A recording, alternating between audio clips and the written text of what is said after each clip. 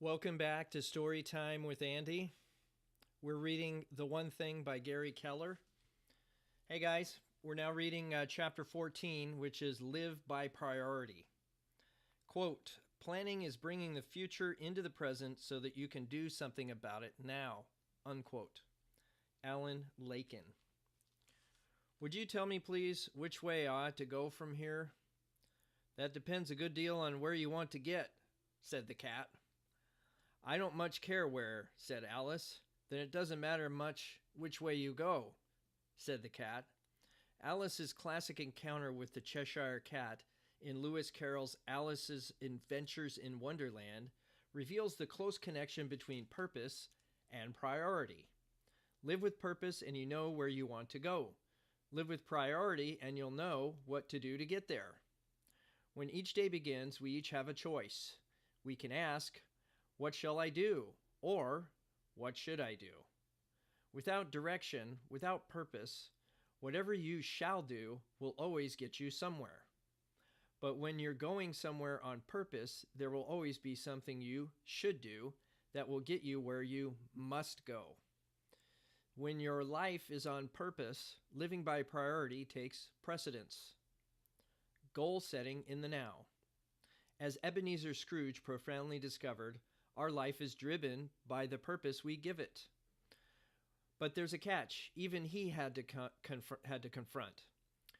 Purpose has the power to shape our lives only in direct proportion to the power of priority we connect to it. Purpose without priority is powerless. Purpose without priority is powerless. To be precise, the word priority, not priorities, and it originated in the 14th century from the Latin prior, meaning first. If something mattered the most, it was a priority. Curiously, priority remained unpluralized until around the 20th century, when the world apparently demoted it to mean generally something that matters, and the plural priorities appeared. With the loss of its initial intent, a wide variety of sayings like most pressing matter, prime concerned, and on the front burner pitched in to recapture the essence of the original. Today, we elevate priority to its former meaning by adding highest, top, first, main, and most important in front of it. It would seem priority has traveled an interesting road. So watch your language. You may have many ways to talk about priority, but no matter the words you choose to achieve extraordinary results, your meaning must be the same. One thing. Whenever I teach goal setting, I make it my top priority to show how a goal and a priority work together. I do this by asking, why do we set goals and create plans? In spite of all the good answers I get, the truth is we have goals and plans for only one reason: to be appropriate in the moments of our lives that matter. While we may pull from the past and forecast the future, our only reality is the present moment. Right now is all we have to work with. Our past is but a former now, our future a potential one. To drive this point home, I started referring to the way to create a powerful priority as goal setting to the now, to emphasize why we were creating a priority in the first place. The truth about success is that our ability to achieve extraordinary results is the future lies in stringing together powerful moments one after the other. What you do in any given moment determines what you experience in the next. Your present now and all future nows are undeniably determined by the priority you live in the moment. The deciding factor is determining how you set that priority is who wins the battle between your present and future selves. If you're offered a choice of $100 today or $200 next year, which would you choose? The $200, right? You would if your goal were to make the most money from the opportunity. Strangely, most people don't make that choice. Economists have long known that even though people prefer big rewards over small ones, They have an even stronger preference for present rewards over future ones, even when the future rewards are much bigger. It's an ordinary occurrence, oddly named hyperbolic discounting. The farther away a reward is in the future, the smaller the immediate motivation to achieve it. The farther away a reward is in the future, the smaller the immediate motivation to achieve it. Maybe it's because objects that are farther away appear smaller, so people mistakenly assume they actually are and discount their value. That might explain why so many people would actually choose the $100 today over twice the amount in the future. Their present bias overrides logic, and they allow a big future with potentially extraordinary results to get away. Now imagine the devastating impact living this way every day could have on your future self. Remember our conversation on delayed gratification? Turns out that what starts out as marshmallows can later cost you much more. We need a simple way of thinking to save us from ourselves. Set the right priority and move closer toward accomplishing our purpose. Goal setting to the now will get you there. By thinking through the filter of goal setting to the now, you set a future goal and then methodically drill down to what you should be doing right now. It can be a little like a Russian matryoshka doll in that your one thing right now is nested inside your one thing today, which is nested inside your one thing this week, which is nested inside your one thing this month. It's how a small thing can actually build up to a big one. You're lining up your dominoes. To understand how goal setting to the now will guide your thinking and determine your most important priority, read this out loud to yourself. Based on my someday goal, what's the one thing I can do in the next 5 years to be on track to achieve it? Now, based on my 5-year goal, what's the one thing I can do this year to be on track to achieve my 5-year goal so that I'm on track to achieve my someday goal? Now, based on my goal this year, what's the one thing I can do this month so I'm on track to achieve my goal this year, so I'm on track to achieve my 5-year goal, so I'm on track to achieve my someday goal? Now, based on my goal this month, what's the one thing I can do this week so I'm on track to achieve my goal this month, so I'm on my track to achieve my goal this year, so I'm on track to achieve my goal, my 5-year goal, so I'm on track to achieve my someday goal? Now, based on my goal this week, what's the one thing I can do today so that I'm on track to achieve my goal this week? So I'm on track to achieve my goal this month. So I'm on track to achieve my goal this year. So I'm on track to achieve my 5-year goal. So I'm on track to achieve my someday goal.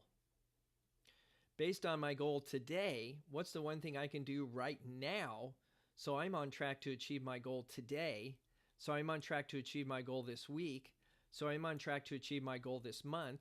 So I'm on track to achieve my goal this year. So I'm on track to achieve my 5-year goal. So I'm on track to achieve my someday goal. Wow. Whew. I hope you hung in there and read that entire thing. Why? Because you're training your mind how to think, how to connect one goal with the next over time until you know the most important thing you must do right now. You're learning how to think big, but go small. To prove its value, just skip the steps by asking yourself, what's the one thing I can do right now so I'm on track to achieve my someday goal? Doesn't work. The moment is too far from the future for you to clearly see your key priority.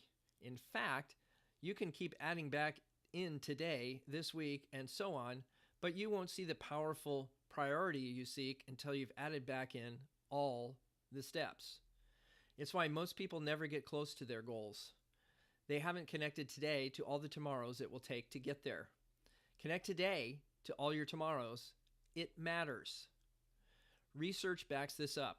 In 3 separate studies, psychologists observed 262 students to see the impact of visualization on outcomes. The students were asked to visualize in one of 2 ways. Those in one group were told to visualize the outcome, like getting an A on an exam.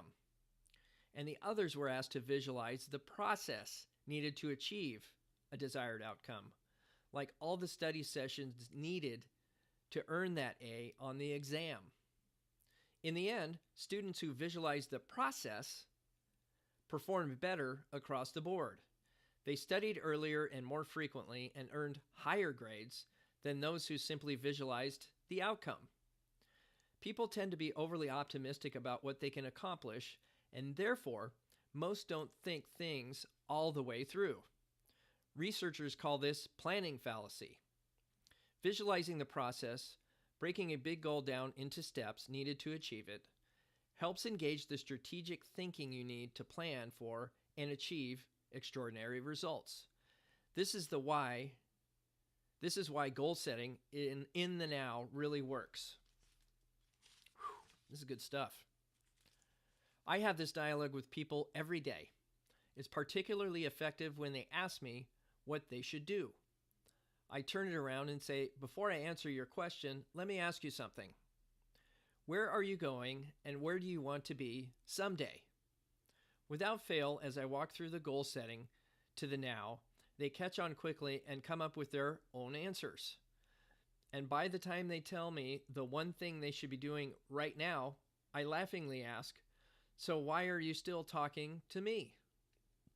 Your last step is to write down your answers. Much has been written about writing down goals, and for a very good reason. It works. In 2008, Dr. Gail Matthews of the Dominican University of California recruited 267 participants from a wide range of professions: lawyers, accountants, nonprofit employees, marketers, etc., and a variety of countries. Those who wrote down their goals were 39.5% more likely to accomplish them. Writing down your goals and your most important priority is your final step to living by priority. Big ideas summary for chapter 14. Number 1, there can only be one. Your most important priority is the one thing you can do right now that will help you achieve what matters most to you. You may have many priorities, but dig deep and you'll discover there is one that matters the most. Your top priority, your one thing. Number 2, goal set to the now. Knowing your future goal is how you begin. Identifying the steps you need to accomplish along the way keeps you thinking clear while you uncover the right priority you need to accomplish right now. Number 3, put pen to paper. Write your goals down and keep them close. Pull your purpose through to a single priority built by goal setting to the now, and that priority, that one thing you can do such that by doing it, everything else will be easier or unnecessary, will show you the way to extraordinary results. And once you know what to do, the only thing left to go from knowing is doing. Doing. Yeah, boy, that's so true. Chapter 14. So what did I learn here? Well, actually, it's interesting. I learned a new strategy. I always knew that goal setting had to have a plan or an execution strategy.